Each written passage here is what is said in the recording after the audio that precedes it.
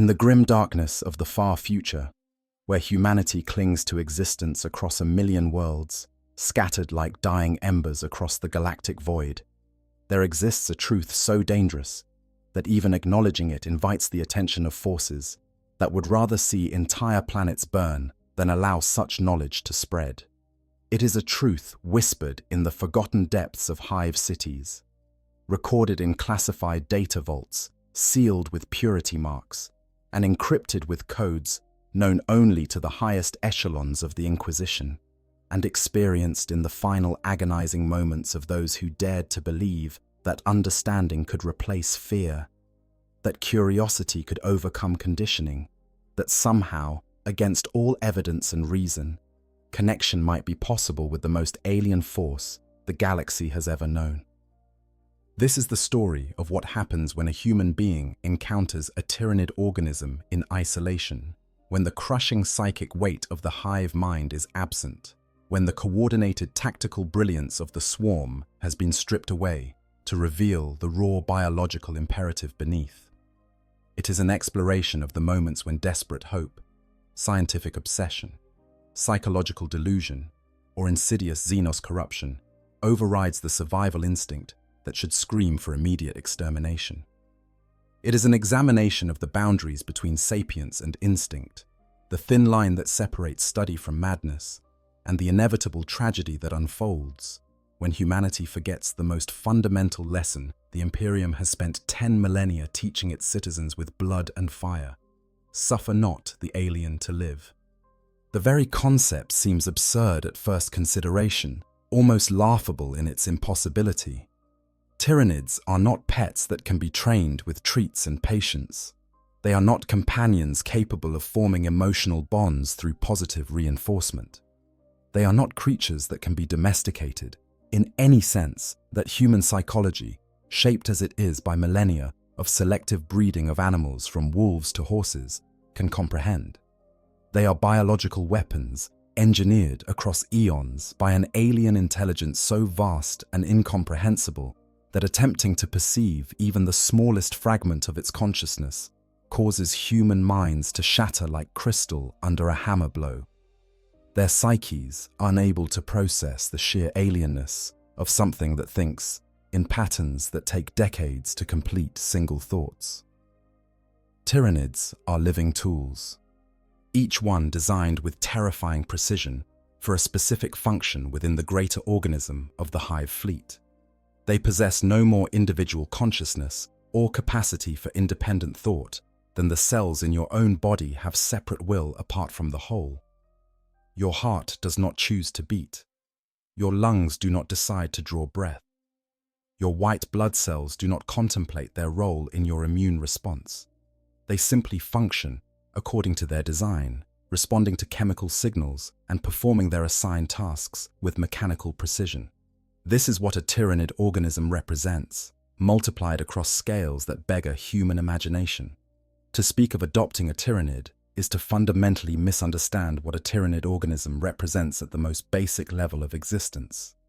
It is to project human concepts of relationship, bonding, affection, loyalty, and mutual recognition onto something that operates according to an entirely alien logic. A logic so divorced from mammalian evolutionary imperatives that the two might as well exist in different dimensions of reality. It is to assume that because something moves, responds to stimuli, and appears to make decisions, it must therefore possess some form of consciousness similar to our own, some spark of individual awareness that might be reached through patience and understanding. This assumption, this deeply ingrained tendency to anthropomorphize anything that moves, is one of humanity's most fundamental cognitive biases. We evolved in environments where correctly interpreting the intentions of other creatures, whether predator or prey or fellow human, provided crucial survival advantages. We learned to read body language, to predict behavior, to see patterns in movement and meaning in action. These traits served our ancestors well on ancient Terra, allowing them to coordinate in groups, to domesticate useful animals, to build the cooperative societies that eventually reached for the stars. But in the context of Tyranid biology, this same trait becomes a dangerous vulnerability, a crack in our psychological armor that can be exploited with devastating effectiveness. And yet, despite all of this, despite the clear impossibility, despite the countless warnings written in the blood of extinct civilizations and dead worlds stripped to bedrock, in the vastness of the Imperium, spanning as it does 1,000,000 worlds and countless trillions of human lives across the breadth of the galaxy, the impossible sometimes becomes merely improbable. In the forgotten corners of underhive slums where imperial law barely penetrates, where the Adeptus Arbites maintain only token presence and the ecclesiarchy's teachings fade into superstition and folk wisdom, there exist spaces where things that should never happen sometimes do. In the secret laboratories of rogue Magos biologists who pursue forbidden knowledge, despite the tech heresy such pursuits represent, who convince themselves that their scientific understanding grants them special immunity to the dangers they study, there are containment cells housing specimens that should have been destroyed immediately upon capture. In isolated settlements on the fringes of explored space, on worlds so remote that they might go centuries without seeing an imperial vessel, where desperation drives people to actions that would earn them immediate execution on more civilized worlds, survival sometimes requires accommodations with forces that should never be accommodated. There have been moments, documented in reports that are immediately classified and sealed, when a human and a Tyranid creature have existed in proximity for longer than the handful of seconds it typically takes for one to devour the other. These moments are aberrations, violations of the natural order that the Imperium has spent 10 millennia trying to enforce through law, doctrine, and religious conditioning. But they happen nonetheless, with a regularity that would disturb anyone who had access to the complete statistical records. Understanding how and why these situations occur, what they mean for those involved, and why they inevitably end in tragedy requires us to first strip away the layers of propaganda, religious conditioning, and entirely justified xenophobia that surround all discussion of Xenos in imperial space. We must look at the Tyranids not through the lens of imperial doctrine, which paints them as demons given flesh, or through the theological framework of the Adeptus Ministorum, which sees them as tests of faith sent to punish the unworthy, but through the cold analytical framework of xenobiology, examining what these creatures truly are when separated from the theological condemnations and military assessments that typically define how humanity thinks about the Great Devourer. Only by understanding the biological reality can we comprehend why every attempt at what might be called adoption is doomed from the start, and why the few humans who have tried have paid for their delusion with their lives. The nature of the hive mind, understanding the Great Devourer. To understand what happens when a human encounters an isolated Tyranid organism, we must first understand what the Tyranid species represents in its complete form.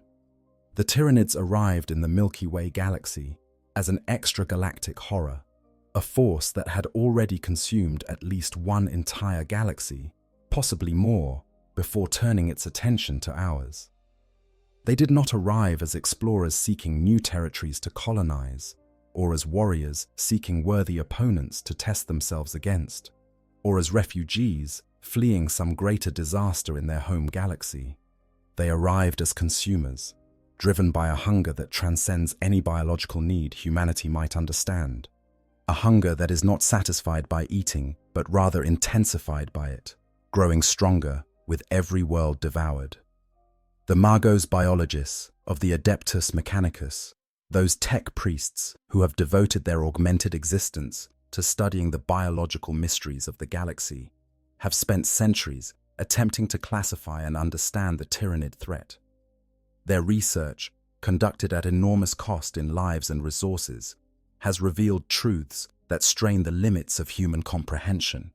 Every Tyranid organism, from the smallest ripper swarm barely larger than a human hand, capable of stripping a corpse to bare bone in minutes, to the towering bio-titans that shake the earth with their footfalls and whose biocannons can reduce armored vehicles to puddles of steaming slag, exists as part of a single vast consciousness known as the hive mind.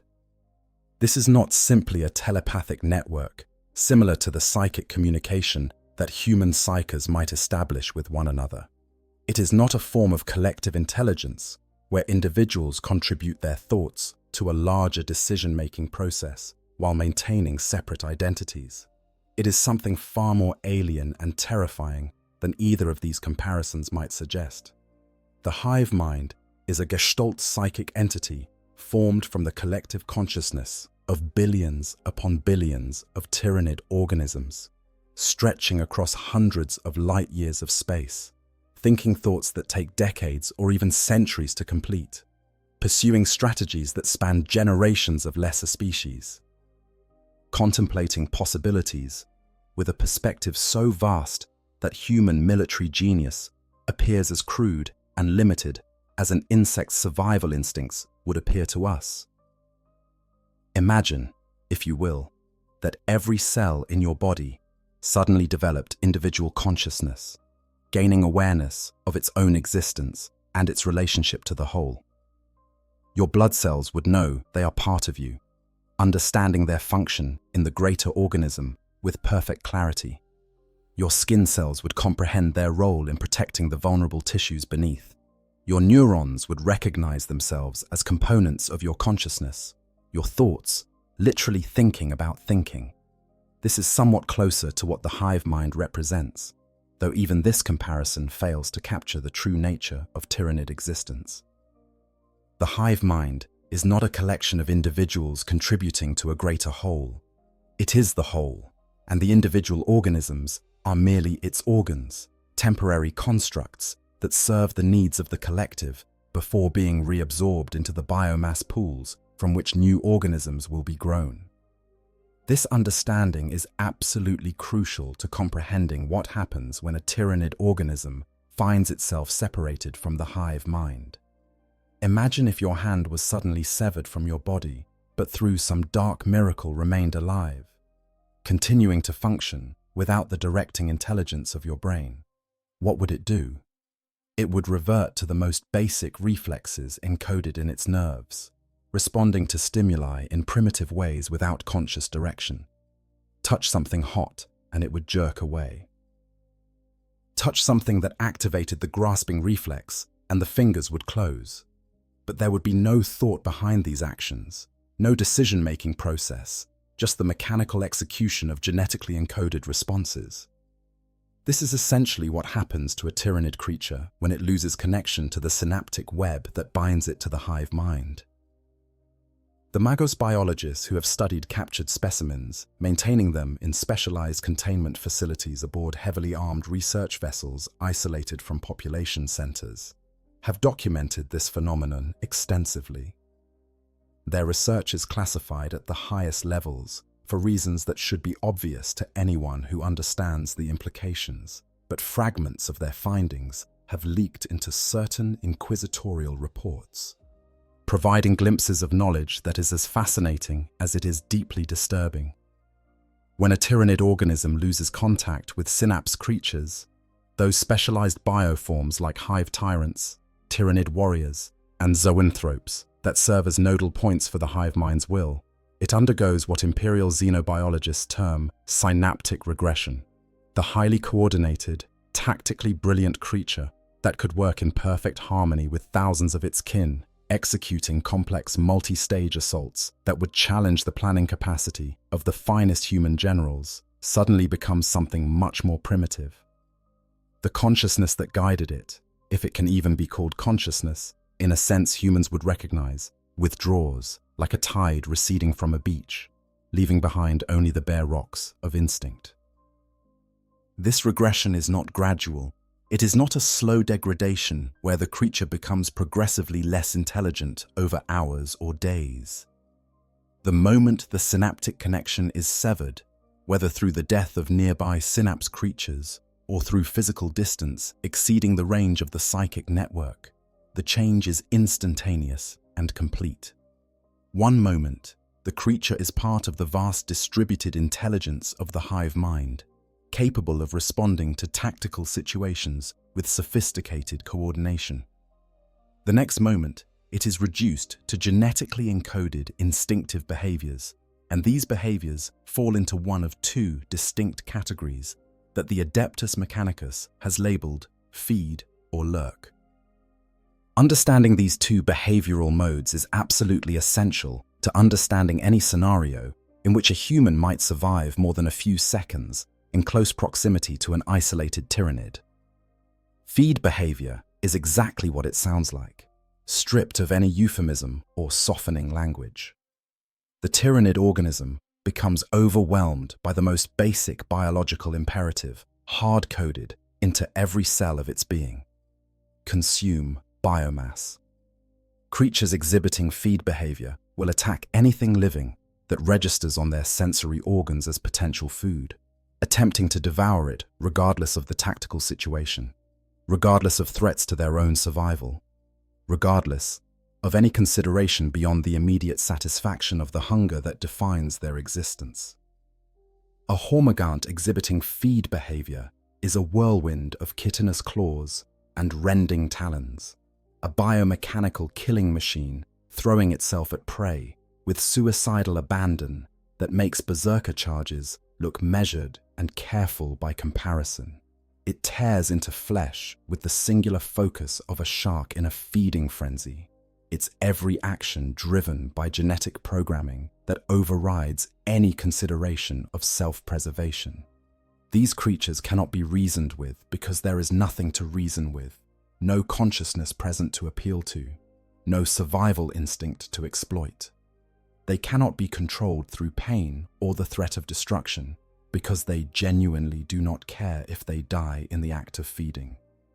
They cannot be sated because the hunger they experience is not a biological need that can be fulfilled, but a constant imperative that only intensifies with consumption.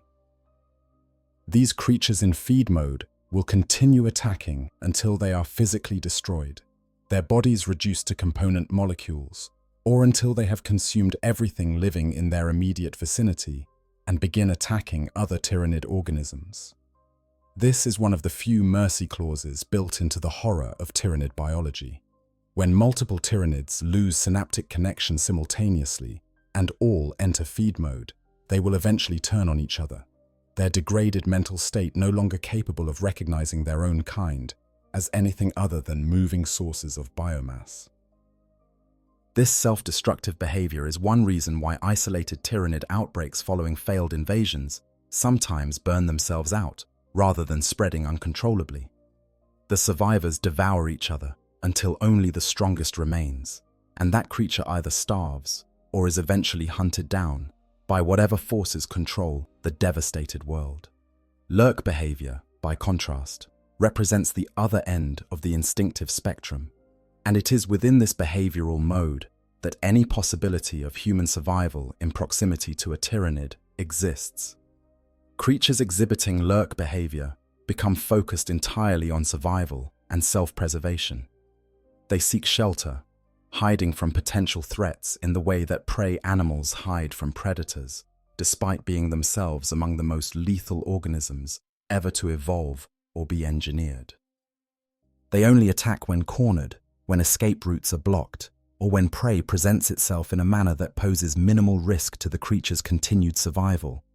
These Tyranids become ambush predators in the truest sense, waiting in darkness for the unwary to approach, before striking with sudden violence that is no less deadly for being carefully calculated. A lictor naturally operates with a significant degree of independence, even when connected to the hive mind. These organisms are designed for long-range reconnaissance deep behind enemy lines, sometimes operating alone for weeks or even months as they scout ahead of the main swarm. They possess more sophisticated neural structures than most Tyranid organisms, capable of processing environmental information and making tactical decisions without requiring constant psychic direction from synapse creatures. When such a creature loses synaptic connection, it does not degrade as dramatically as lesser bioforms might. It continues to hunt, to hide, to kill with terrifying efficiency, but now it does so according to pure instinct rather than tactical direction from the hive mind. These creatures in lurk mode will establish territories, marking boundaries through pheromone trails and other biological signatures that warn away other predators. They will learn the patterns of potential prey, observing from concealment before striking at moments of maximum vulnerability. They will avoid confrontation with forces too strong to overcome, retreating to hidden lairs to wait for better opportunities. In every way that matters for human survival, they become more dangerous when disconnected from the hive mind, because they no longer spend their existence in service to the swarm's larger strategic goals. They exist only to survive, and anything that threatens that survival must be eliminated with overwhelming force. It is within the narrow window of lurk behavior that any possibility of sustained human contact with a Tyranid exists, though calling it contact implies far more mutual interaction than reality supports. A creature focused on self-preservation might be convinced, through the proper application of threats or barriers, to tolerate human presence rather than immediately attacking. This is not taming. This is not domestication. This is not even training in any meaningful sense.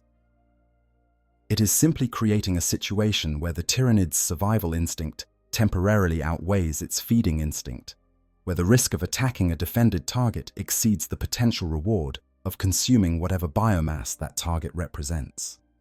Understanding this distinction is crucial because it defines the absolute limit of what any human-Tyranid interaction can possibly achieve. The creature can be contained through sufficient force. It can be conditioned through negative reinforcement to associate certain stimuli with pain or danger. It might even, given enough time and consistent conditions, develop Pavlovian responses to specific triggers. But it cannot be tamed, cannot be taught, cannot be convinced to value human life or to recognize its keeper as anything other than a potential food source that has so far proven too dangerous or too difficult to consume.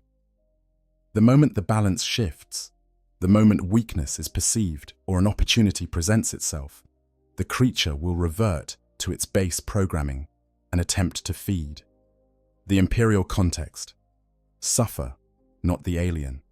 The Imperium of man has a very clear, unambiguous, and absolutely enforced policy regarding all Xenos life forms, particularly those as obviously dangerous as Tyranids. That policy can be summarized in 4 words that every Imperial citizen learns from childhood, words that are repeated in sermons and carved into monuments and whispered as prayers in moments of fear. Suffer not the alien. This is not simply religious dogma designed to maintain social cohesion, though it certainly serves that function. It is not mere xenophobic propaganda used to direct public hatred toward convenient external enemies, though imperial propagandists certainly exploit these sentiments. It is practical policy born of 10,000 years of bitter, bloody experience, written in the extinction of countless human worlds and the death of trillions upon trillions of imperial citizens. The history of humanity's contact with alien species is a catalogue of betrayal, exploitation, and genocide on scales that beggar comprehension. During the dark age of technology, before the fall that plunged humanity into millennia of isolation and barbarism, human civilization reached heights of achievement that current imperial technology can barely comprehend. Mankind spread across the galaxy in a golden age of exploration and expansion, encountering numerous alien species and establishing what appeared to be peaceful coexistence with several of them. Trade flourished. Cultural exchange seemed possible. For a brief moment in galactic history, it appeared that different species might share the stars without endless war. Then the age of strife arrived, that terrible period when psychic storms rendered warp travel impossible and human civilization collapsed into fragments, isolated from each other by impassable barriers of chaotic energy. In those dark centuries, when humanity was weak and divided, many of the alien species that had seemed friendly revealed their true nature. Some, like the Eldar, whose dying civilization had created the Eye of Terror through their own debauchery and excess, simply abandoned their human allies to their fate. Others actively preyed upon human worlds, conquering and enslaving populations that had thought themselves protected by treaties and mutual interest. Still others, the most pragmatic and coldly logical species, calculated that humanity, in its weakened state, represented an opportunity for territorial expansion and began systematic campaigns of extermination against human colonies. When the Emperor of Mankind finally revealed his existence and began the Great Crusade to reunite humanity under a single banner, he found a species that had learned through suffering the fundamental unreliability of Xenos. Worlds that had been prosperous trade centers were now primitive death worlds, their populations reduced to barbarism by alien predation. Entire sectors that had once teemed with human life were empty, their planets stripped of resources by Xenos that had moved on to fresh hunting grounds. The few remaining human civilizations that had maintained contact with aliens had typically done so by accepting positions of subservience, becoming client states or worse. The Emperor's response to this situation was shaped by pragmatism rather than simple xenophobia. He understood that in a galaxy where resources are finite and territory is contested, cooperation between fundamentally different species with incompatible needs and goals would always be temporary at best. He recognized that evolution had shaped each species according to the specific challenges of its homeworld, creating fundamental differences in psychology, values, and survival strategies that made genuine mutual understanding nearly impossible. And he knew from personal experience spanning millennia that humanity's tendency to project its own values and motivations onto other species, to assume that shared rationality implied shared goals, had been exploited repeatedly throughout human history. Therefore, the policy he established was simple and absolute. Humanity must stand alone. Any alien species that posed a threat to human survival must be destroyed completely, their worlds scoured clean of life and left as monuments to the price of opposing mankind's manifest destiny.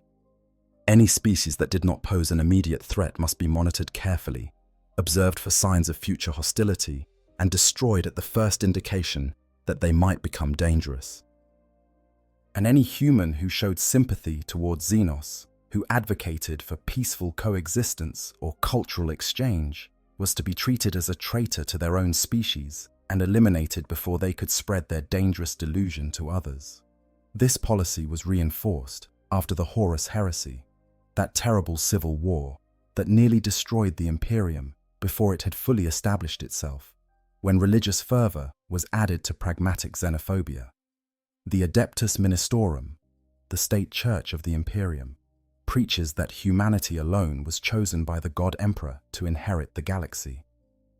In the theology of the Imperial Creed, all other intelligent life is an affront to his divine plan, a corruption of the natural order that must be purged from existence to fulfill humanity's sacred destiny. The Imperial Creed teaches that to show mercy to a Xenos is to invite damnation, that cooperation with aliens leads inevitably to corruption and heresy, that the mere presence of Xenos taints the worlds they inhabit and requires purification through fire and faith. On 1,000,000 worlds, in countless billions of chapels, churches, cathedrals and temples, this message is reinforced daily through sermons, prayers, and religious instruction.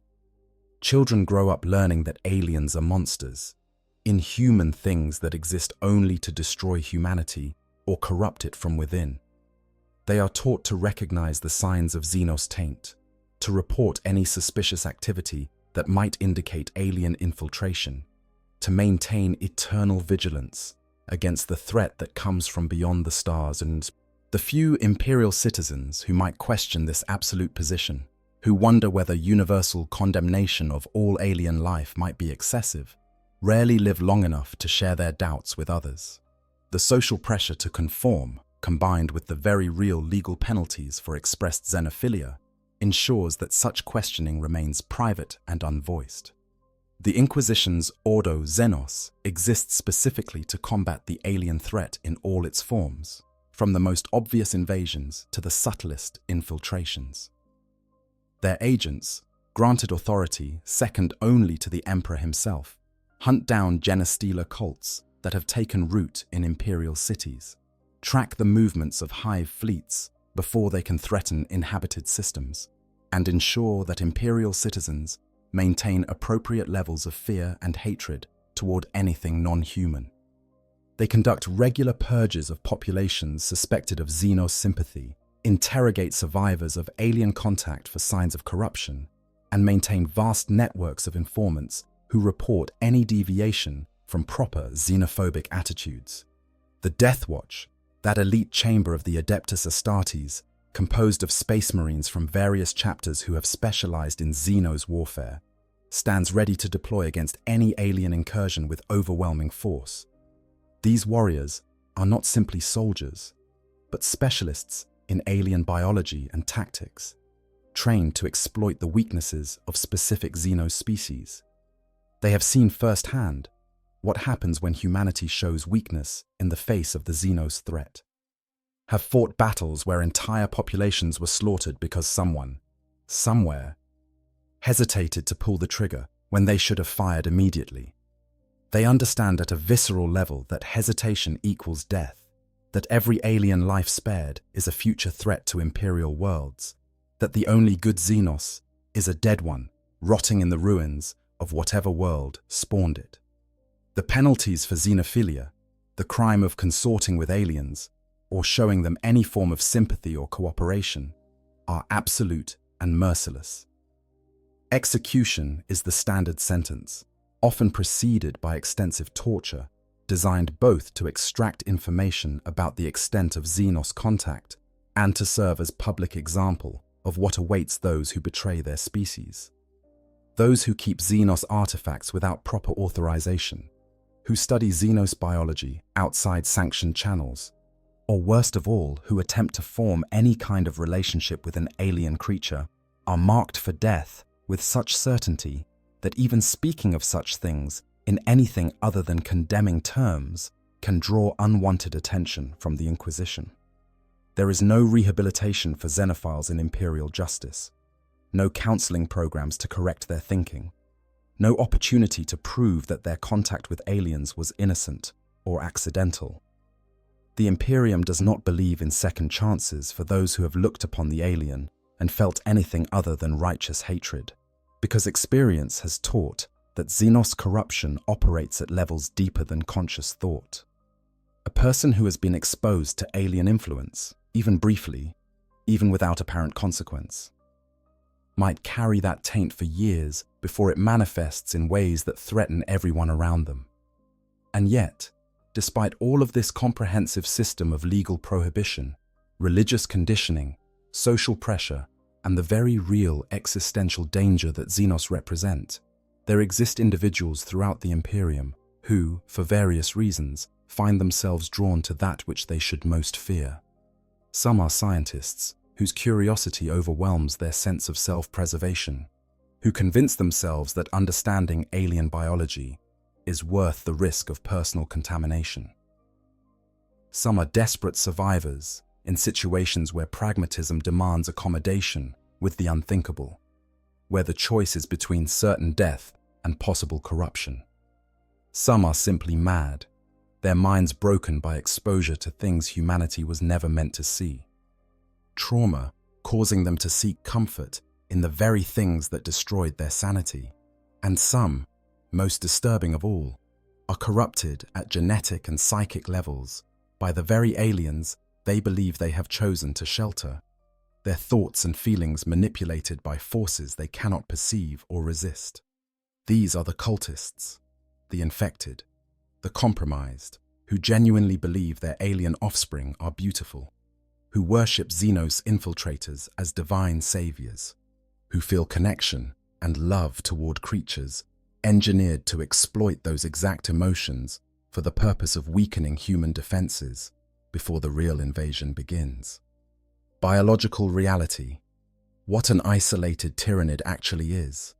To understand how a human might come to be in extended proximity to a Tyranid, we must understand what happens to these creatures when they find themselves cut off from the hive mind.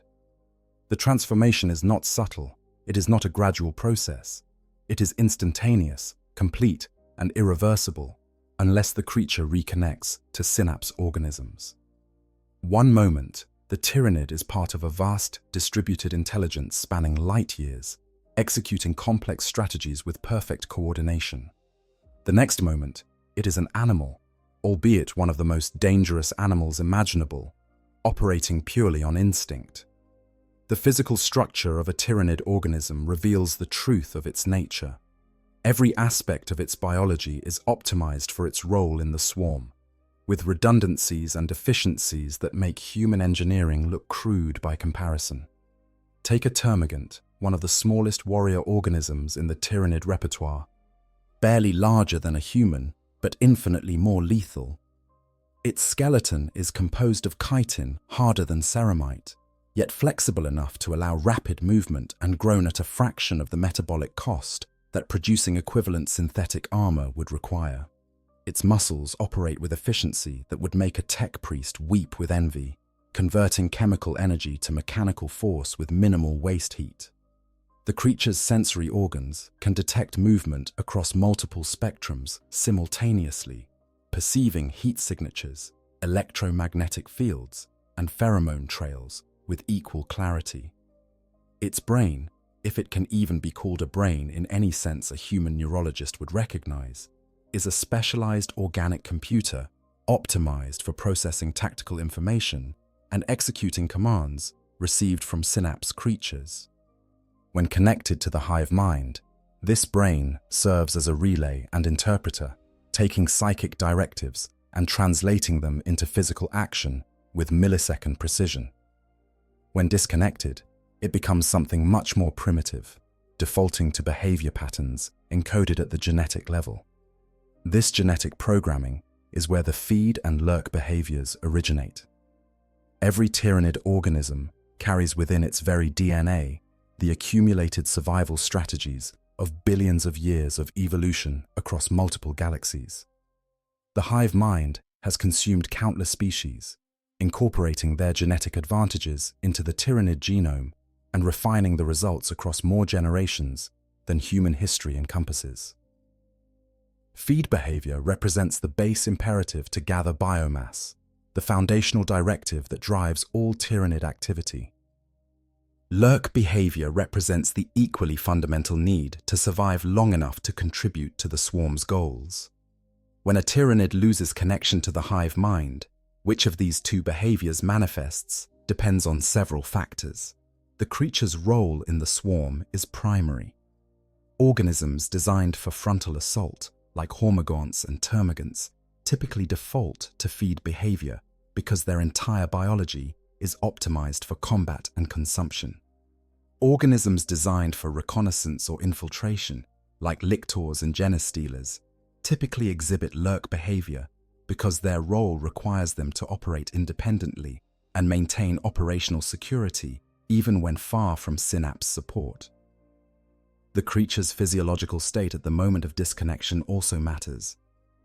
A Tyranid organism that is well fed, in good physical condition, and not currently under threat, is more likely to enter lurk mode, seeking to preserve its viability. A creature that is injured, starving, or in the midst of combat when disconnection occurs, is more likely to enter feed mode, the desperation of its situation triggering the most aggressive survival programming. Environmental factors play a role as well. Isolation in an area devoid of obvious threats allows lurk behavior to dominate. Presence of potential prey in close proximity can trigger feed responses even in organisms that might otherwise lurk. Understanding these factors is crucial because they define the circumstances under which a human might survive initial contact with an isolated Tyranid.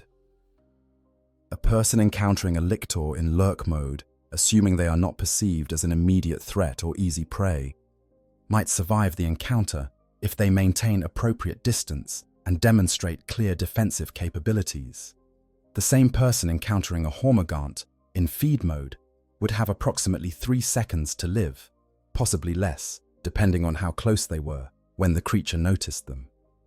But survival of initial contact is very different from anything that might be called coexistence or adoption. Even a Tyranid in lurk mode remains one of the most dangerous organisms in the galaxy. Its every instinct, its entire biological design, is oriented toward consumption and survival through violence.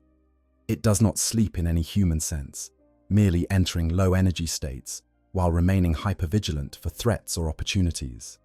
It does not experience satisfaction from feeding, only a temporary lessening of the hunger imperative before it builds again. It does not form attachments, recognize individuals, or value any form of social interaction. The Magos biologists, who have studied captive specimens extensively, have documented these realities with meticulous precision. Their research facilities, typically converted cargo vessels refitted with specialized containment systems, and stationed in empty space far from inhabited systems, maintain Tyranid organisms for extended observation periods. These facilities operate under protocols that would make maximum security prisons look permissive by comparison. Multiple redundant containment systems, automated defensive turrets programmed to fire if specimens move beyond designated parameters, servitors monitoring vital signs and behavior patterns continuously.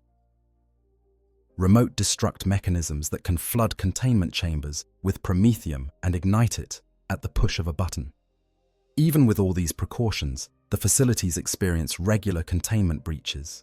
Tyranid organisms are escape artists at a biological level, their bodies capable of adapting to overcome barriers in ways that seem almost conscious, but are actually just the expression of genetic programming refined across eons. They produce acids that corrode metals thought to be inert. They develop electromagnetic pulses that disrupt electronic locks.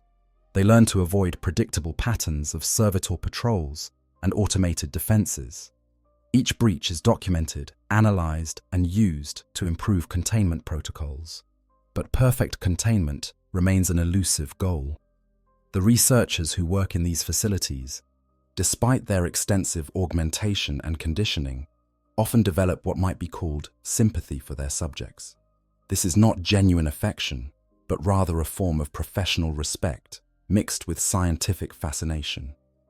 They spend years observing the same specimens, documenting their behaviors, testing their capabilities, and in the process, they begin to recognize individual variations between organisms that should theoretically be identical. One termagant might prefer to rest in elevated positions. Another might circle its enclosure clockwise rather than counterclockwise.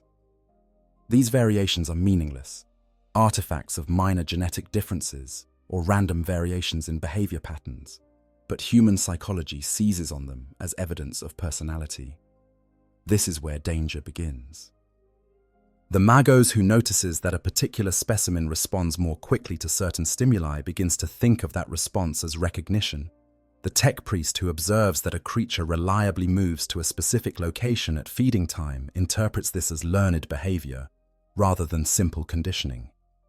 Gradually, imperceptibly, the researcher begins to anthropomorphize the subject, projecting human qualities onto an organism that is fundamentally incapable of reciprocating them. They name the creature, usually in violation of protocols that prohibit such personalization. They begin to think of it as their specimen, developing a sense of ownership and pride in its responses to controlled experiments.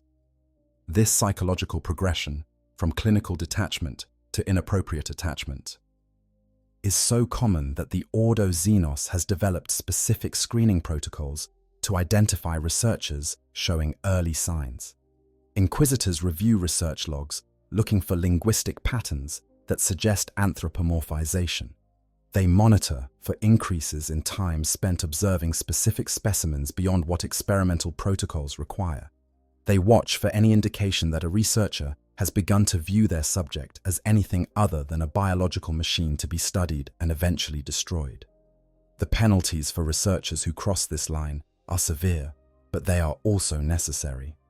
A Magos biologist who has developed emotional attachment to a Tyranid specimen represents a security breach waiting to happen. They might hesitate to activate containment protocols during a breach.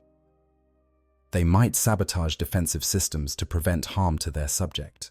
In extreme cases, they might actively assist in the creature's escape, convincing themselves that they are liberating a misunderstood being rather than unleashing a consuming nightmare on whatever population center is nearest. Historical records, classified though they are, contain multiple examples of exactly this scenario playing out. Research facilities destroyed, nearby settlements devoured. Investigation teams discovering that security systems had been deliberately disabled by researchers who believed they had established some form of mutual understanding with their subjects. In every case, the researchers died along with everyone else, consumed by creatures that never recognized them as anything other than convenient sources of biomass. Scenarios: how adoption might occur. Given the biological realities and the institutional barriers, under what circumstances might a human actually attempt to maintain a Tyranid organism in something resembling captivity? The scenarios fall into several distinct categories, each with its own logic and its own inevitable tragedy. Understanding these scenarios requires acknowledging that we are not discussing rational decision-making, but rather the breakdown of rationality under specific pressures, or the operation of minds that have been compromised beyond the possibility of sound judgment.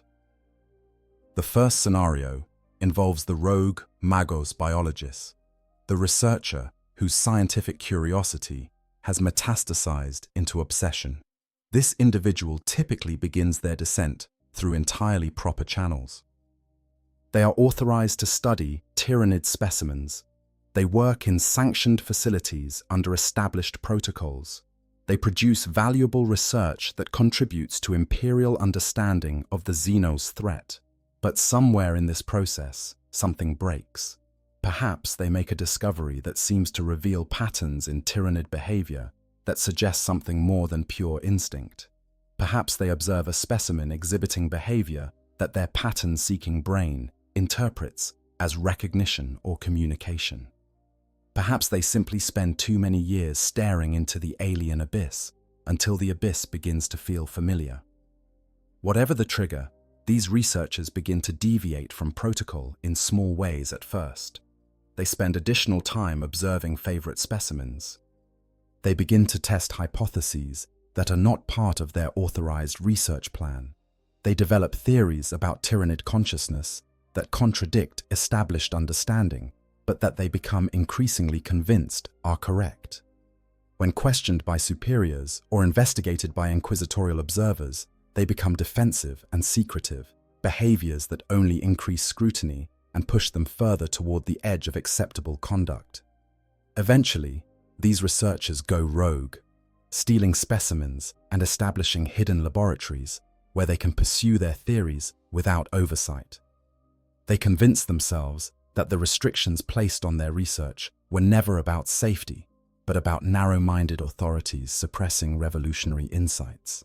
They believe that given enough time and freedom from bureaucratic interference, they can achieve breakthrough understanding of Tyranid biology that will revolutionize imperial strategy against the hive fleets. What they are actually doing is allowing their judgment to be corrupted by prolonged exposure to something their human psychology was never equipped to process safely. These rogue researchers, working in improvised facilities with inadequate security, often attempt what they think of as training or conditioning of their specimens.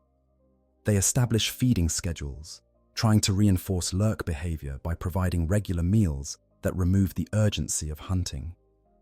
They create stimulation activities, environmental enrichment designed to keep the creatures occupied and theoretically more manageable.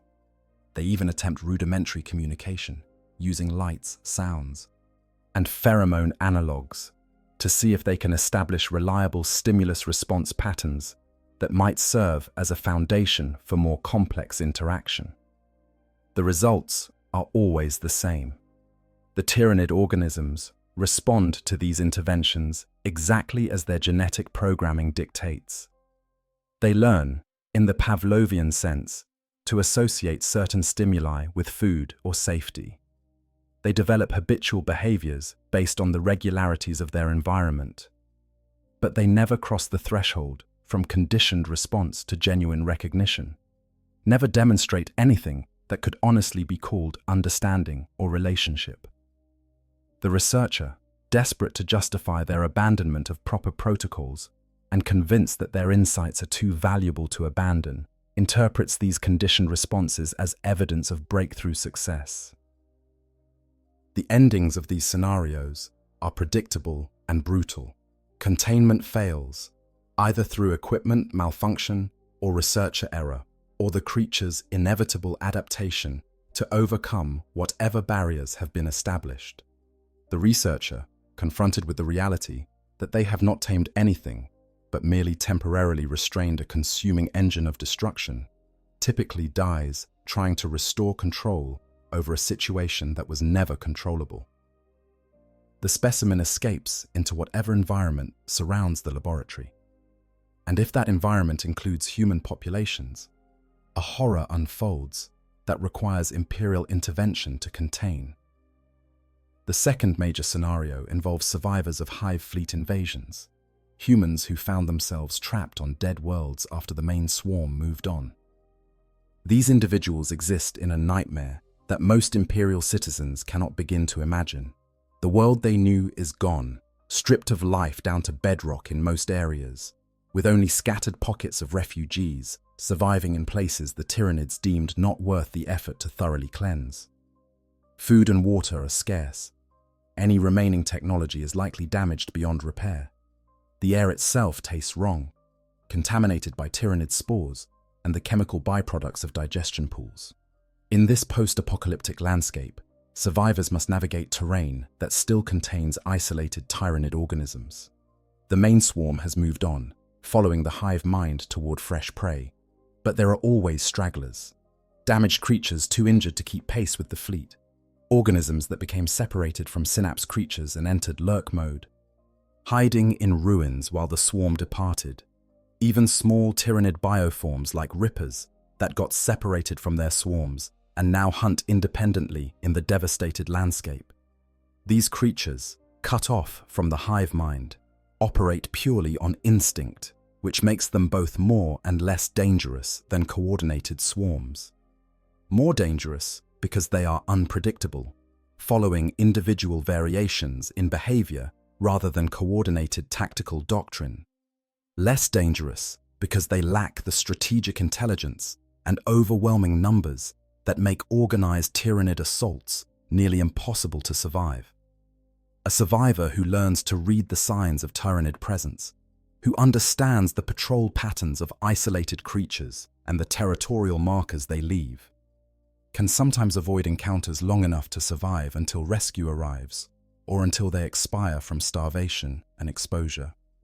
These survivors, isolated in the ruins of their civilization with only Tyranid creatures for company, sometimes develop relationships with specific organisms that are more psychological projection than genuine interaction. They name the lictor that hunts in their district, tracking its movements and learning its habits. They map the territory of the termagants that have claimed certain ruins, knowing which areas to avoid at which times.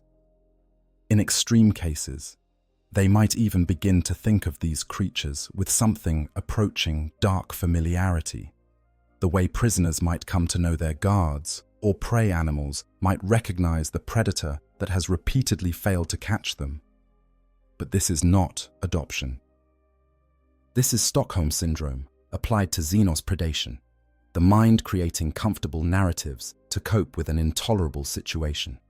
The survivor, who thinks they have established understanding with the lictor that has killed a dozen of their fellow refugees, is deluding themselves. The creature has not chosen to spare them. It has simply not yet found opportunity or motivation sufficient to attack a target that has proven adept at avoiding detection. The moment circumstances change, the moment the survivor makes a mistake, or the creature's hunger overrides its lurk programming, the delusion ends in a spray of blood and screams. These survivors, if rescued by Imperial forces, face extensive interrogation and observation. They have been exposed to Tyranid organisms for extended periods, living in environments contaminated by xenospores and potentially exposed to genetic corruption. They must be screened for signs of genestealer infection, examined for psychological damage that might make them security risks, and evaluated for whether their knowledge of Tyranid behavior in isolation might be valuable enough to justify the risk of keeping them alive. Many do not pass these evaluations. The mercy of the Emperor comes for them in the form of a bolt shell. Their contaminated existence ended before they can spread whatever taint they might carry. The third and most disturbing scenario is the one that most closely resembles genuine adoption, though the word is deeply misleading when applied to the reality of what occurs. This is the scenario of genestealer cult infiltration, where humans not only tolerate Tyranid organisms in their midst, but actively love and protect them, raising hybrid offspring that carry Xenos genetics as their own beloved children. Understanding this scenario requires understanding how genestealer cults form and the mechanisms through which they subvert human psychology and biology. A genestealer is a specialized Tyranid organism designed for infiltration and preparation of prey worlds before hive fleet arrival. These creatures possess several key features that distinguish them from other Tyranid bioforms. First, they operate with significant independence from the hive mind, able to function effectively even when separated from synapse creatures by vast distances and extended time periods.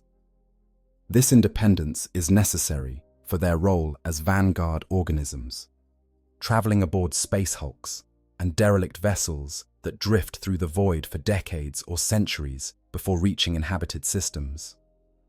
Second, genestealers possess hypnotic abilities that allow them to mentally dominate victims without immediately killing them. This psychic influence is subtle rather than overwhelming, not the crude domination that chaos forces might employ, but a gentle redirection of priorities and perceptions. The victim retains their memories, their personality, their apparent free will.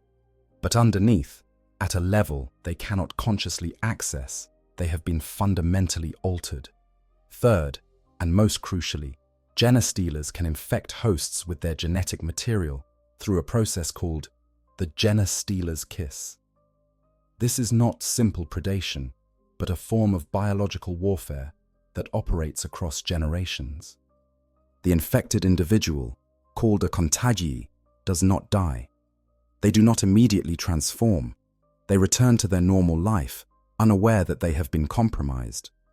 But changes are occurring at the cellular level, alterations to their genetic structure that will express in their reproductive cells.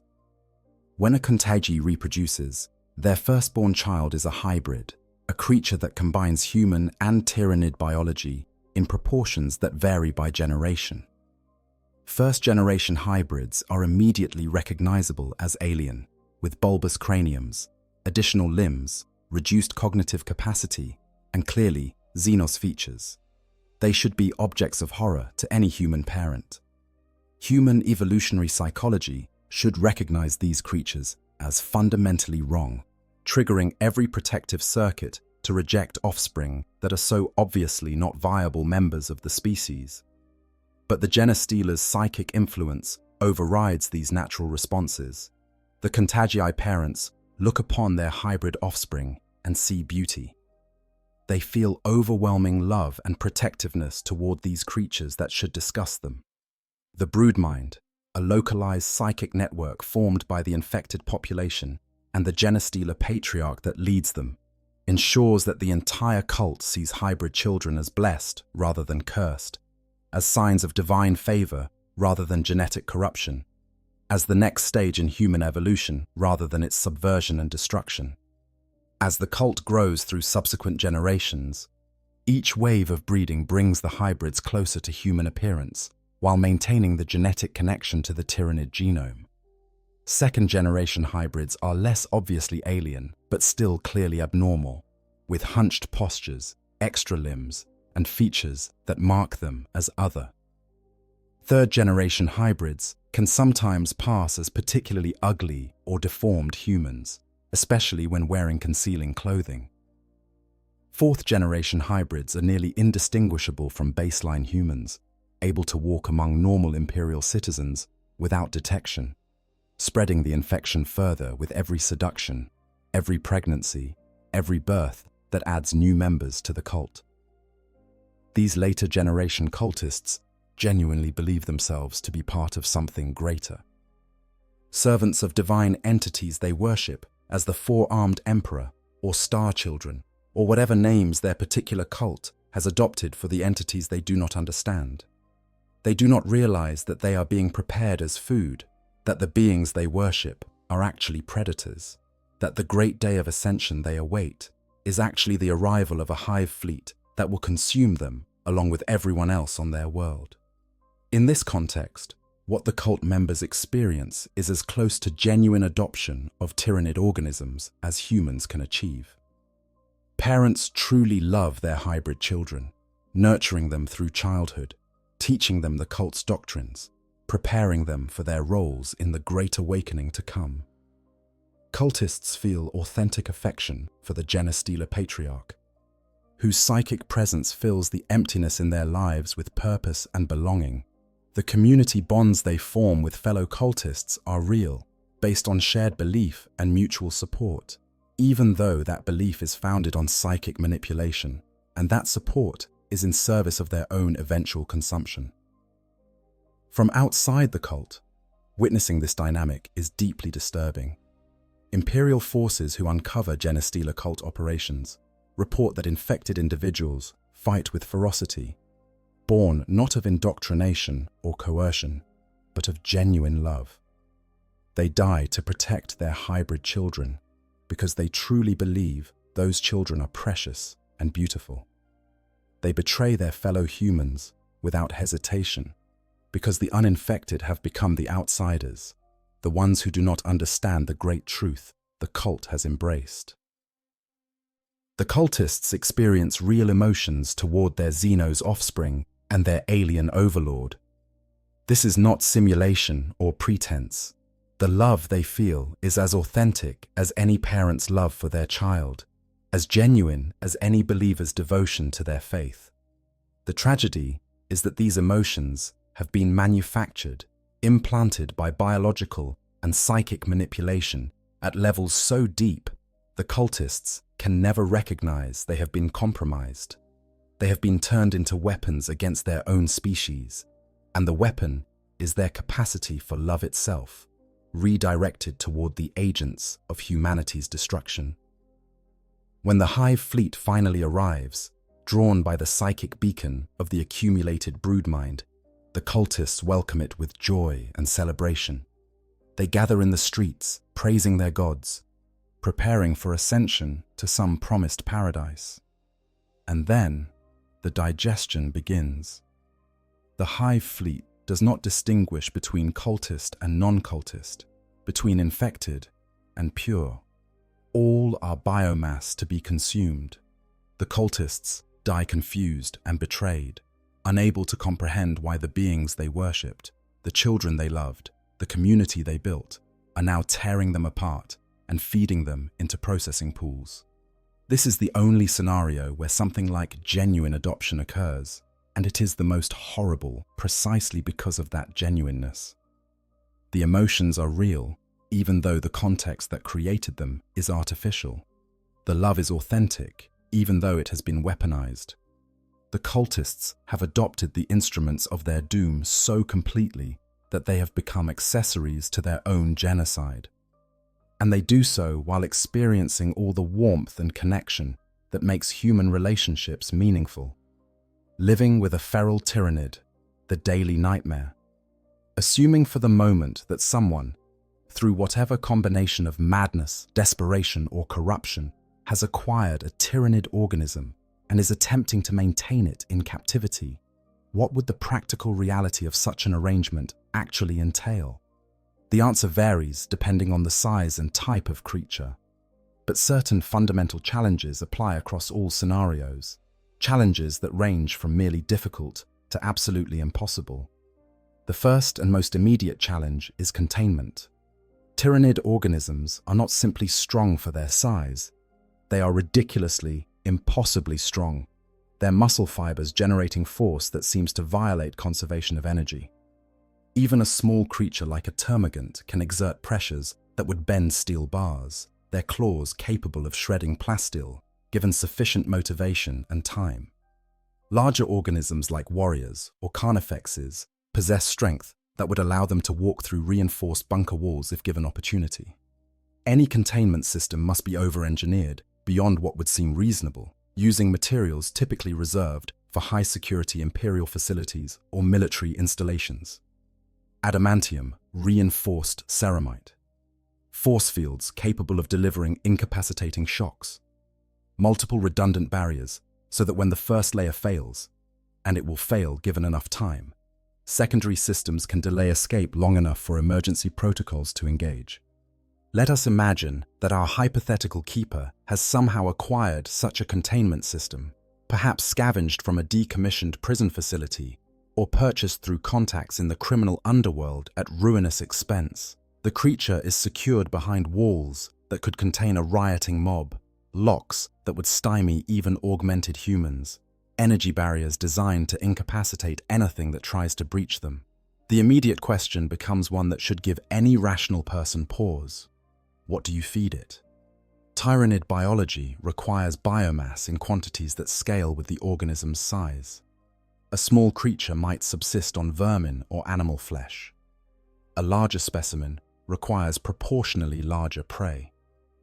But Tyranid digestive systems are not designed for processed or preserved foods in the way human digestion can extract nutrients from a wide variety of sources. They need fresh biological material, organic compounds, in forms that their unique metabolism can break down efficiently. In practical terms, they need living or very recently killed prey. This creates an immediate ethical problem that any keeper must confront. To maintain a living Tyranid, you must regularly provide it with living creatures to consume. For smaller specimens, this might mean rats, birds, or other vermin that few would mourn. But these creatures provide minimal biomass, meaning feeding schedules must be frequent, and the process of procuring, storing, and delivering prey becomes a time-consuming occupation. Larger specimens require correspondingly larger prey. And here the ethical implications become impossible to ignore. What do you feed a Tyranid warrior that requires dozens of kilograms of biomass daily? Where do you source prey animals of sufficient size without attracting attention from authorities who would very reasonably want to know why you are purchasing large quantities of livestock or other substantial creatures? And what do you do when, inevitably, the creature refuses to eat dead meat, its biology requiring the biochemical signatures present only in freshly killed prey? The psychological toll of maintaining this feeding schedule compounds over time. Even if you have no empathy for the prey creatures being consumed, the sheer effort of constant procurement and delivery becomes exhausting. If you do feel empathy, the guilt accumulates with each feeding. Each life ended to sustain a creature that exists only to consume. You become the enabler of predation, the provider of victims, complicit in a cycle of death that serves no purpose beyond preserving something that should not be preserved. And the creature itself offers absolutely nothing in return for this effort. It does not greet you with affection when you arrive with food. It does not recognize you as its provider in any meaningful sense. It simply associates your presence with feeding time, a Pavlovian response no more indicative of relationship than a plant turning toward light indicates emotional connection to the sun. If you were to stop appearing with food, the creature would not mourn your absence. It would simply add you to its list of potential food sources the moment you entered its containment. The physical danger of the situation cannot be overstated because overstatement is nearly impossible when discussing creatures designed to kill things significantly larger and better armored than humans. No containment system is perfect. Equipment fails. Locks jam. Power fluctuates. Energy fields flicker. Human error, fatigue, distraction, simple mistakes in protocols that have become routine through repetition. All of these introduce risk that accumulates over time. When containment fails, and the statistical certainty is that it eventually will given sufficient time, the keeper becomes the most readily available source of biomass. There will be no hesitation on the creature's part, no momentary pause where it seems to recognize its provider before reverting to predatory instinct. There will only be an explosion of violence as the organism that has been waiting, always waiting, for exactly this opportunity executes the attack it has been preparing since the moment it became aware of your existence. The keeper might survive the initial assault if they have prepared appropriate defensive measures, if they have anticipated this exact scenario and positioned themselves correctly, if their reflexes and equipment and sheer luck all align in the brief seconds they have before claws find flesh. More likely, they die in pain and terror, consumed by the thing they believed they had controlled. Their last thoughts, a confusion of betrayal and dawning understanding that they were always prey, never master. Even if containment holds, even if the keeper manages to maintain the situation for weeks, months, or even years through meticulous attention to security protocols and constant vigilance, there remains the ever-present threat of hive fleet approach. The shadow in the warp, that psychic disturbance that announces the approach of a major Tyranid force, extends for light years around the fleet's position. When that shadow touches a world, every Tyranid organism on that planet feels it. The way an ant, separated from its colony, might sense the pheromone trail of thousands of its siblings finally within range. The isolated creature that has been existing in degraded instinctive mode, operating according to genetic programming in the absence of higher direction, suddenly reconnects to the vast consciousness of the hive mind. In that instant, it ceases to be a semi-controllable animal and becomes part of a coordinated assault force guided by an intelligence that has consumed galaxies. The transformation is immediate and absolute. The keeper, if they survive that first moment of reconnection, would witness their captive transform before their eyes. The creature that had been responding to conditioning and learned behaviors would suddenly display tactical awareness and purposeful action it had never demonstrated before.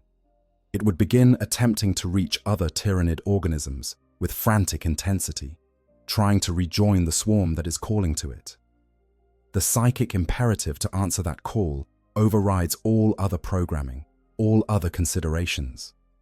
The creature would throw itself against barriers with renewed fury, accepting injury, accepting death if necessary, if there is even the slightest possibility of breaking free to join the approaching fleet. And if the keeper has somehow managed to keep the existence of their captive secret from Imperial authorities, that secrecy ends the moment the hive fleet arrives. Inquisitorial forces conduct thorough sweeps of invaded worlds, hunting down every Tyranid organism that might have been left behind or might have infiltrated population centers before the main assault. They use specialized equipment to detect biosignatures, auspexes, calibrated to track the unique organic compounds that Tyranid cells produce. A human found harboring a Tyranid specimen would face execution with such speed and certainty that no explanation would be requested or heard. The creature would be destroyed with extreme prejudice, probably using incinerators and acid to ensure complete molecular dissolution. The location where it was kept would be sanitized, every surface scoured to remove even trace amounts of Tyranid biological material. And the keeper, regardless of their reasoning, their situation, their believed justification, would die with a bolt round through the skull, their body burned to ash and scattered, their existence purged from records as though they had never been. This is the daily reality of attempting to maintain a Tyranid in captivity. Constant danger, enormous expense in time, resources, and ethical compromise, zero reciprocation or recognition from the creature, and absolute certainty of either violent death when containment fails or execution when Imperial authorities discover the situation. No rational person would accept these conditions. The fact that individuals throughout Imperial history have done so anyway tells us that rationality has already departed, replaced by obsession, delusion, or psychic corruption that makes the irrational seem not only acceptable, but necessary. The Genestealer cult. When adoption is real but wrong. If we are to be honest about what genuine adoption of Tyranid organisms might look like, we must confront the reality of Genestealer cults with clear eyes, stripping away both the imperial propaganda that paints cultists as evil conspirators and the sympathetic narratives that might portray them as victims. The truth is more complex and more tragic than either extreme allows, because cultists are simultaneously genuine parents experiencing authentic love and unwitting accomplices to genocide, operating under psychic compulsion they cannot perceive. The process begins when a Genestealer patriarch, the end result of multiple generations of hybrid breeding that has produced a new purer strain with enhanced psychic capabilities, establishes itself in a human population. This might occur in the lower reaches of a hive city where oversight is minimal and strange occurrences are common enough to escape investigation.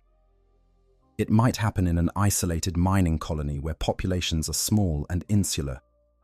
It might begin on a passenger vessel where cramped conditions and limited security allow the creature to hunt without detection until it has infected enough individuals to form the core of a new cult. The patriarch is not simply a predator, but a founder, something that possesses sufficient independence from the hive mind to pursue long-term strategies across generations of humans. It hunts its initial victims with precision, targeting individuals who occupy positions of isolation or influence. The isolated are easier to infect without witnesses.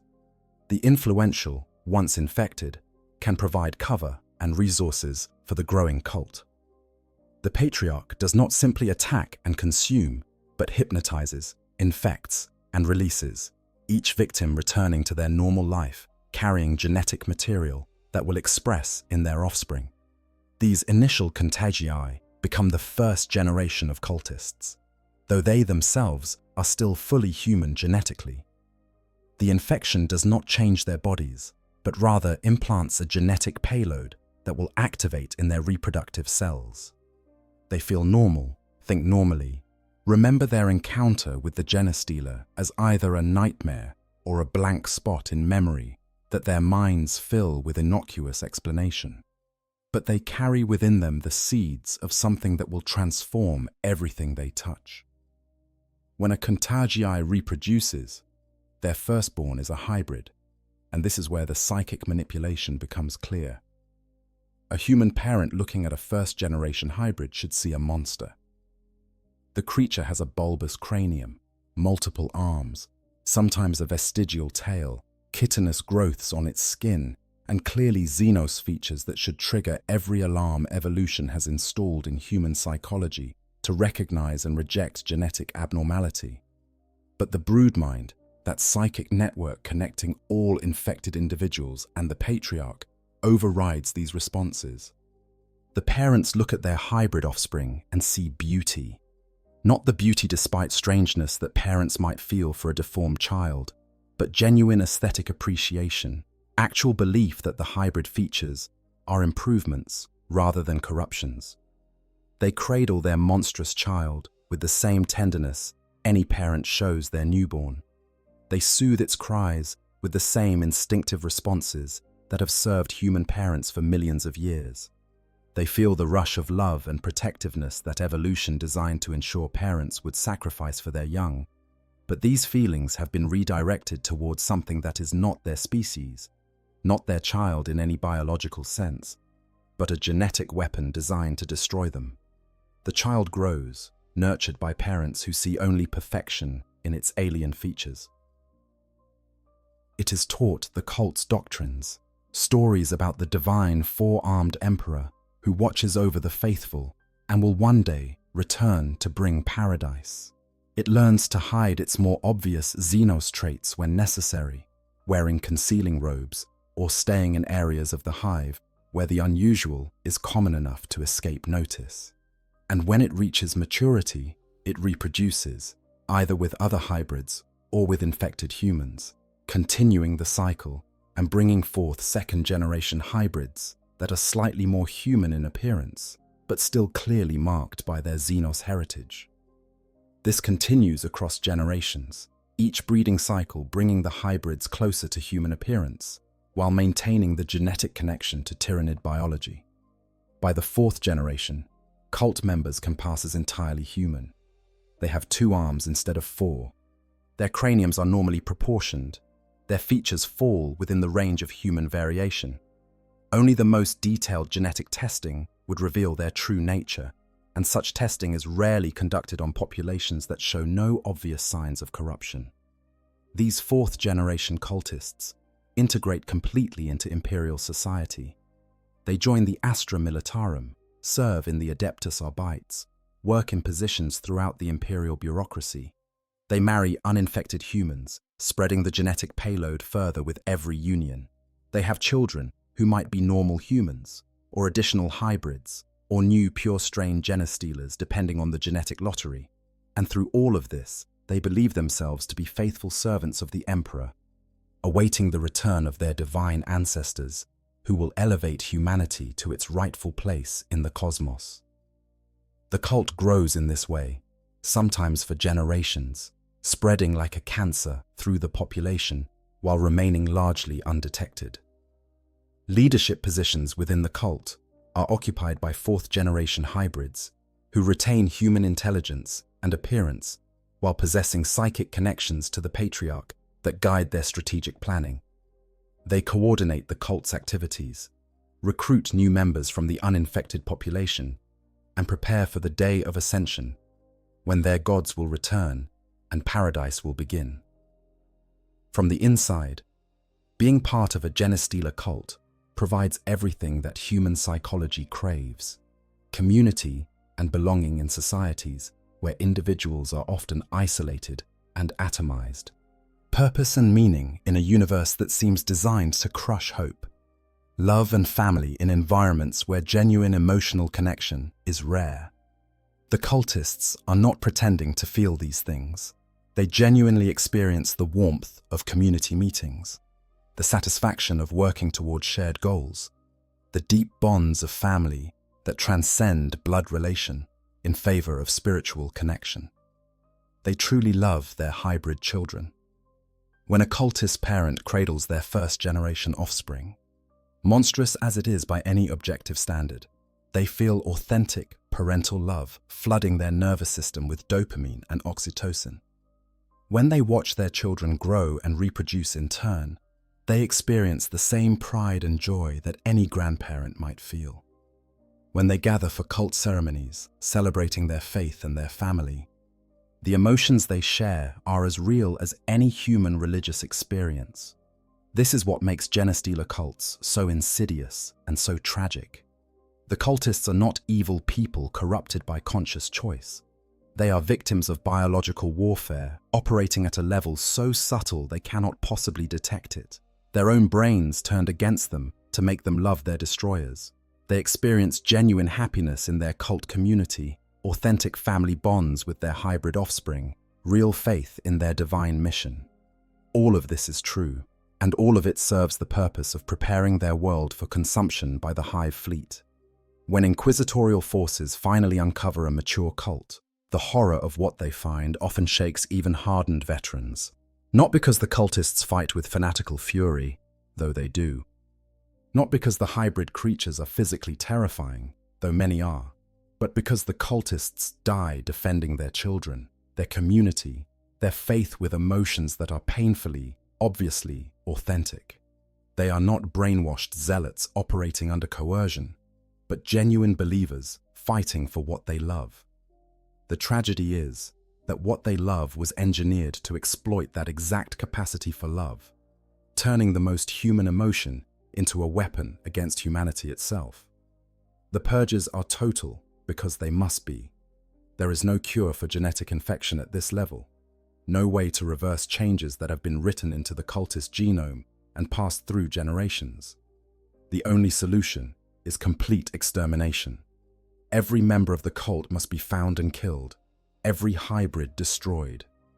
Every location they occupied sanitized with fire and chemical weapons to ensure no trace of genetic material remains.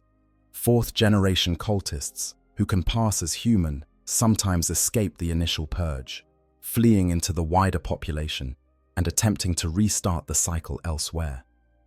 This is why survivors of worlds where genestealer cults operated face such extensive screening, and why so many are executed despite no obvious signs of infection. The Inquisition knows that even one escaped cultist, even one missed hybrid, can spawn a new cult that will doom another world in time. Better to kill 100 innocents than risk allowing a single infected individual to spread. When the hive fleet finally arrives, drawn by the psychic beacon of the accumulated broodmind calling across the void, the cultists welcome it with joy and religious fervor. They gather in the streets, praising their returning gods, preparing for the ascension they have been promised. They see the massive bioships descending and feel vindication of their faith. They watch the mycetic spores landing and believe they are witnessing the arrival of paradise. And then the digestion begins. The Tyranid organisms emerging from the landing craft do not distinguish between cultist and non-cultist, between hybrid offspring and uninfected humans. All are biomass to be gathered. The cultists who rush forward to greet their gods are cut down by creatures they thought were saviors. Families are torn apart by hormagaunts that were supposed to be divine warriors, come to reward the faithful.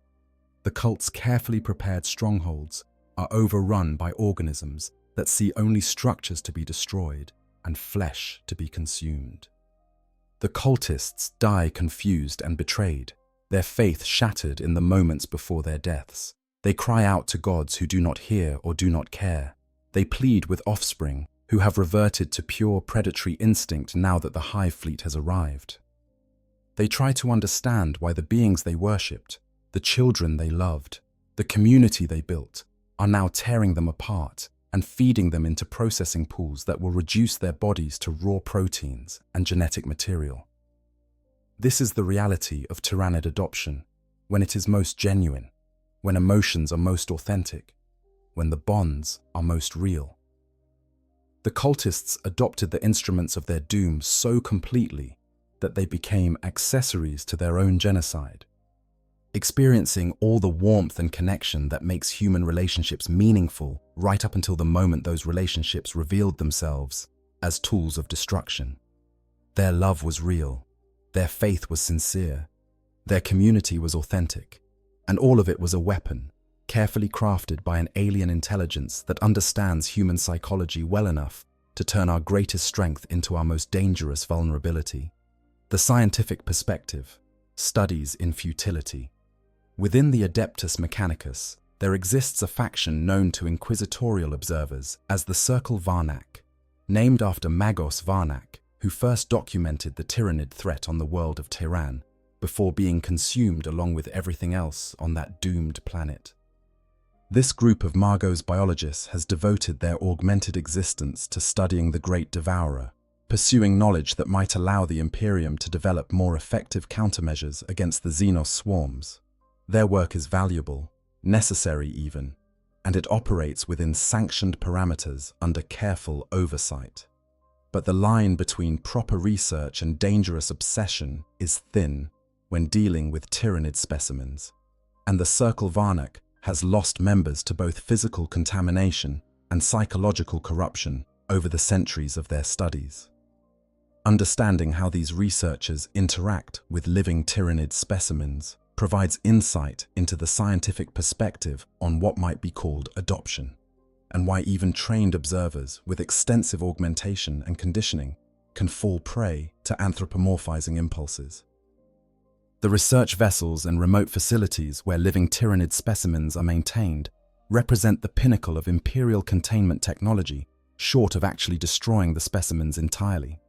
These facilities orbit empty systems far from inhabited worlds, staffed by servitors and tech priests who understand that they are working with the most dangerous organisms in the known galaxy.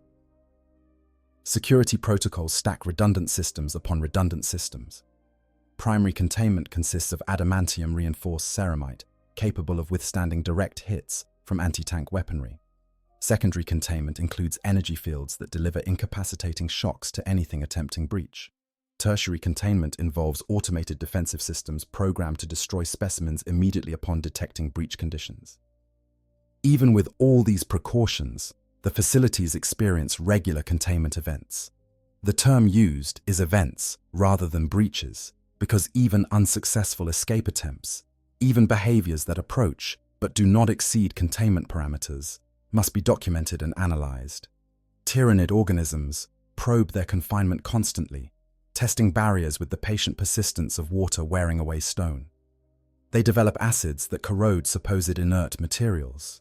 They generate electromagnetic pulses that interfere with electronic locks. They learn to avoid predictable patterns of automated defenses and servitor patrols. The researchers observing this behavior cannot help but be impressed by the sophisticated problem-solving it represents. A lictor in captivity will attempt hundreds of different approaches to escape, each slightly varied from the previous attempt, systematically exploring the possibility space of what might work. This appears to be learning, adaptation, even something approaching intelligence. The researchers document this, analyze patterns, develop theories about Tyranid cognitive processes, and in doing so, they begin the subtle slide toward anthropomorphization that has claimed so many before them.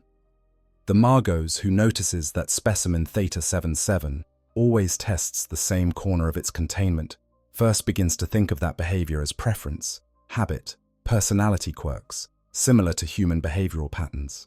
The researcher who observes that specimen Delta 33 responds more aggressively when certain servitors enter, its visual range begins to interpret this as recognition, as if the creature remembers previous encounters and harbors something like grudges or preferences.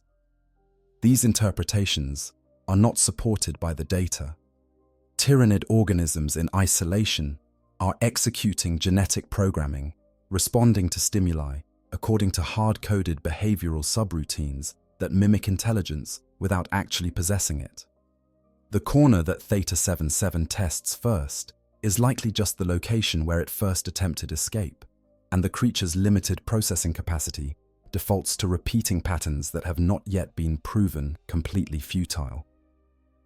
Delta 33's aggressive responses to certain servitors are probably triggered by minor variations in the servitor's approach patterns or maintenance schedules that create conditions slightly more favorable for escape attempts. But human psychology, even augmented and conditioned human psychology, seeks patterns and assigns meaning. The researchers know intellectually that they are studying sophisticated biological machines rather than conscious beings, but emotional responses do not always align with intellectual understanding. They spend years observing the same specimens, documenting behaviors, testing hypotheses, and inevitably, some begin to develop what might be called professional sympathy for their subjects. This manifests initially in small ways that seem harmless. A researcher refers to a specimen using a nickname rather than its proper designation. Another spends additional time reviewing surveillance of a particular organism beyond what their research protocols require. A third begins to advocate for changes in experimental procedures that would reduce stress on specimens, arguing from a scientific basis about data quality, but motivated by something that might be concern for the creature's well-being. The inquisitorial observers embedded in these facilities watch for exactly these signs. They understand that the progression from clinical detachment to inappropriate attachment follows a predictable pattern, and early intervention can prevent researchers from crossing lines that would require their termination. Interviews are conducted. Psychological evaluations administered. In many cases, simple rotation to different research projects or temporary assignment away from specimen contact is sufficient to reset the researcher's perspective. But some resist these interventions, and their resistance is itself diagnostic. The researcher who argues passionately that their observations represent breakthrough understanding, who insists that their specimen displays genuine recognition or communication attempts, who becomes defensive or secretive about their work, is displaying classic symptoms of what inquisitorial manuals term inappropriate attachment syndrome.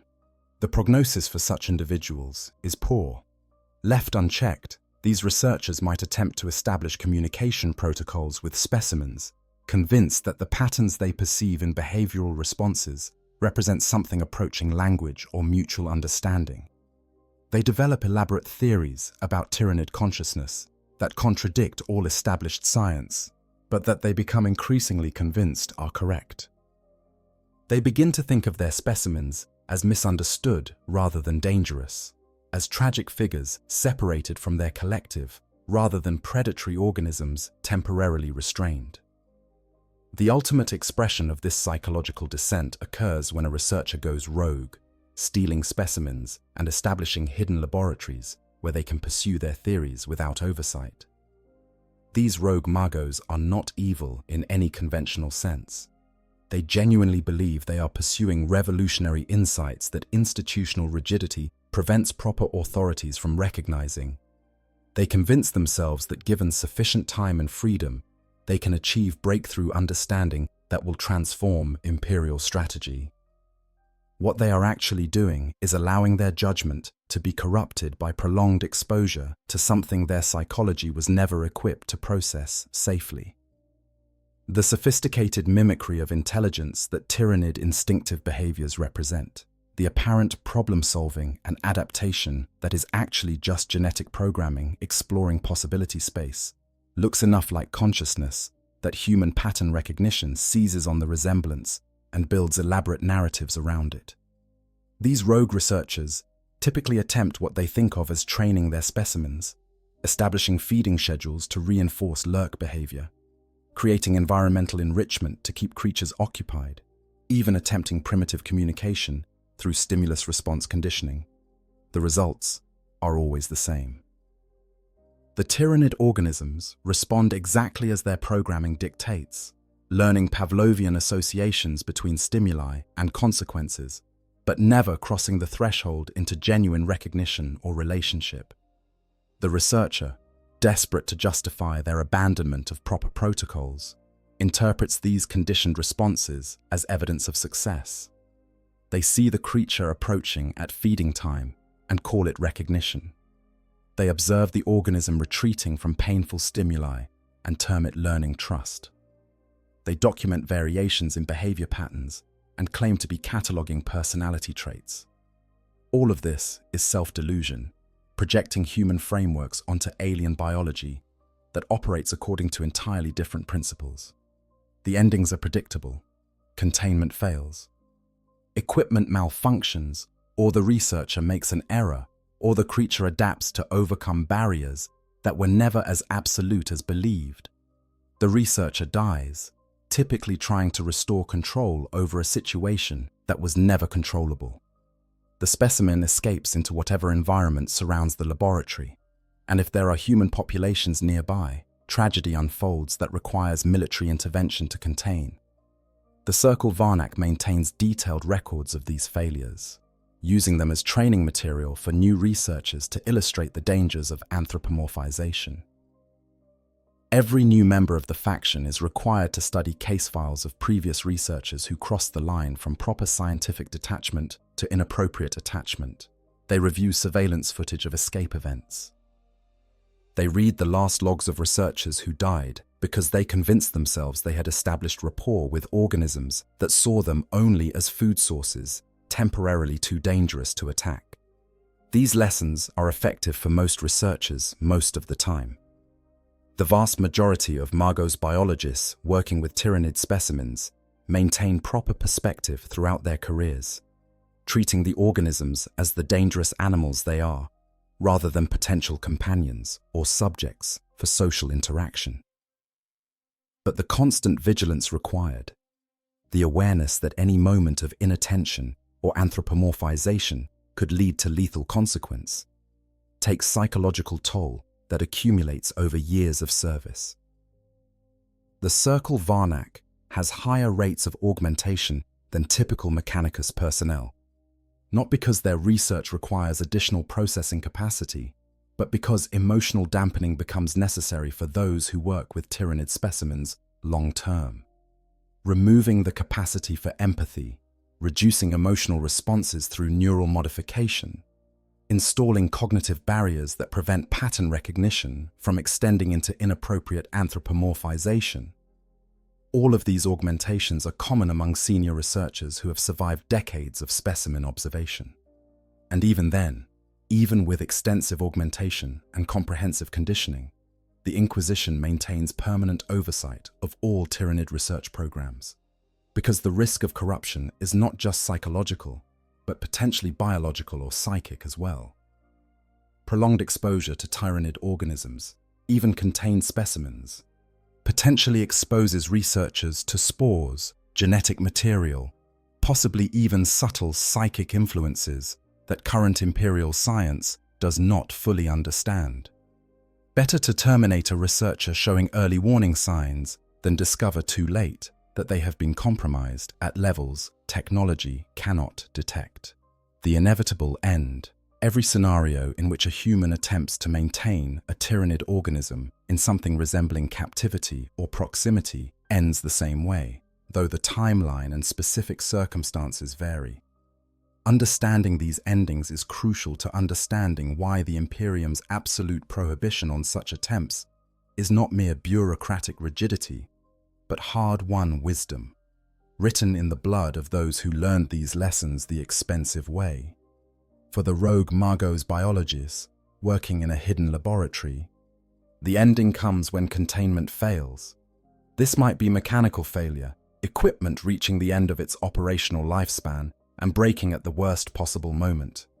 It might be researcher error, a door left unsealed, a security protocol skipped because it has become routine and nothing has gone wrong in months. It might be the specimen adapting to overcome barriers, developing new capabilities through the same rapid evolution that makes Tyranids so dangerous on the battlefield. Whatever the proximate cause, the result is the same. The creature escapes its containment, and the researcher finds themselves face to face with something they believed they understood and controlled. In those final moments, many researchers experience clarity, the delusion falling away as they confront the reality that they never controlled anything. That the creature's tolerance of their presence was never acceptance, but merely temporary restraint by circumstance. They die trying to restore containment, or fleeing toward emergency systems that they cannot reach in time, or simply standing paralyzed by the realization that everything they believed was wrong. If the laboratory is located in an isolated area, the escaped specimen might survive for a time, hunting whatever prey it can find and reverting completely to instinctive behavior without any restraint from human proximity. Eventually it will be discovered, either through the disappearances it causes or through dedicated searches by Imperial forces who are always looking for Xenos threats. When found, it will be destroyed with whatever force is necessary, from bolter fire to orbital bombardment, depending on the circumstances. If the laboratory is located near population centers, the escaped specimen can kill dozens or even hundreds before being stopped. Every person it consumes provides biomass that might allow it to grow or spawn additional organisms if it has retained reproductive capabilities. A single escaped lictor in an underhive can create a trail of deaths that lasts for months, the creature using its natural stealth and adaptability to avoid concentrated search efforts while picking off isolated victims. For the survivor on a dead world who has been living in proximity to isolated Tyranid organisms, the ending usually comes when they make a mistake. Perhaps they grow complacent, believing they understand the lictor's patrol patterns well enough to move through its territory safely. Perhaps desperation for food or water forces them to take risks they have been carefully avoiding. Perhaps simple fatigue after weeks or months of constant vigilance causes them to miss a sign they would normally have noticed. The attack, when it comes, is sudden and overwhelming. Tyranid organisms do not toy with prey or give warning. They strike from ambush with every advantage secured, using surprise and overwhelming force to ensure the kill. The survivor who believed they had established some form of understanding with the creature dies, realizing that there was never any understanding, that the organism was simply waiting for an opportunity that has now arrived. Alternatively, these survivors might be rescued by Imperial forces, conducting sweeps of worlds after hive fleet passages. But rescue often proves to be merely a different form of ending. The extensive screening and interrogation that follows, the constant suspicion that the survivor must have been compromised in some way by their prolonged exposure to Tyranid presence, the realization that even if cleared of infection, they will carry the stigma of that exposure for the rest of their life. All of this can make survival feel like a punishment rather than salvation. Many such survivors are never cleared. The slightest abnormality in genetic screens, the smallest inconsistency in their testimony about how they survived, any indication that they might have been too close to Tyranid organisms for too long, results in termination. The Inquisition operates under the principle that it is better to kill 100 innocents than allow one corrupted individual to spread infection. Survivors of extended proximity to Tyranids fall firmly into the category of acceptable losses in that calculus. For Genestealer cultists, the ending comes in one of two forms, depending on whether the cult is discovered before or after the hive fleet arrives. If Imperial forces uncover the cult early, the purge is total and merciless. Every cultist is hunted down and killed, every hybrid destroyed, every location they inhabited sanitized with fire and acid. The cultists die defending their children, their communities, their faith, experiencing in their final moments the full tragedy of their situation as they recognize too late that everything they believed was a lie. If the cult remains undiscovered until the hive fleet arrives, the ending is even more cruel. The cultists welcome the swarm as saviors, gathering to celebrate the day of ascension they have awaited for generations. They see the bioships descending and feel joy. They watch the mycetic spores landing and prepare for paradise. And then the organisms that emerge begin the consumption, making no distinction between cultist and non-cultist, between beloved hybrid offspring and uninfected humans. The cultists die betrayed by everything they loved. Their children, the hybrid offspring they nurtured with such care, revert to pure predation under the hive mind's direction and tear their parents apart. The patriarch they worshipped as divine demonstrates its true nature as a biological infiltration weapon by joining the feeding frenzy. The community bonds they valued collapse as survival instinct causes even cultists to flee from each other in the chaos. In those final moments, as digestive acids begin dissolving their flesh and they are dragged toward the reclamation pools, some cultists achieve final clarity. They understand that they were never chosen or special or beloved. They were prey, marked from the moment the first Genestealer infected the first victim, their entire existence from that point forward, dedicated to preparing their world for easier consumption. Their love was real, but it was weaponized. Their faith was sincere, but it was manufactured. Their community was authentic, but it served purposes they never understood, until understanding came too late to matter. The hive fleet consumes everything with perfect indifference. The bioships drink the oceans and devour the atmosphere. The organisms on the ground process every gram of biological material into digestible forms. The world is left as a barren rock, stripped of everything that might sustain life, a dead monument to the great devourer's passage. Among the trillions of tons of biomass consumed are the cultists who welcomed the swarm, their bodies reduced to component proteins and genetic material, their faith and love and community meaning nothing to the vast alien intelligence that used them and discarded them without recognition. Conclusion. What then is it like when humans adopt a Tyranid? The honest answer is that it is impossible in any meaningful sense of the word. The few scenarios where humans maintain proximity to Tyranid organisms do not constitute adoption as we understand the term. They are scientific observation under strict containment, survival behavior based on pattern recognition, or psychic corruption that creates the illusion of relationship where none exists. The rogue Margos, who believes they have established rapport with a specimen, is deluding themselves. The survivor who thinks they understand the lictor's behavior is projecting meaning onto instinct. The genestealer cultist who loves their hybrid children has been compromised at genetic and psychic levels that make their love a weapon against themselves and their species. In every case, the fundamental impossibility remains unchanged. Tyranids are not capable of relationship as humans understand it. They are biological weapons, organs of a vast alien consciousness that regards all other life as resources to be consumed. Attempting to form bonds with such organisms is not compassion or curiosity, but catastrophic failure of judgment, whether that failure stems from scientific obsession, psychological trauma, or Xenos corruption.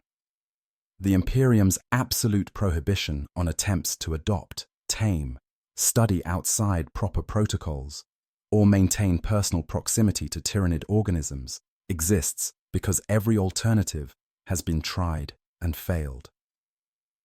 The regulations are written in the blood of researchers who believe themselves exempt from danger.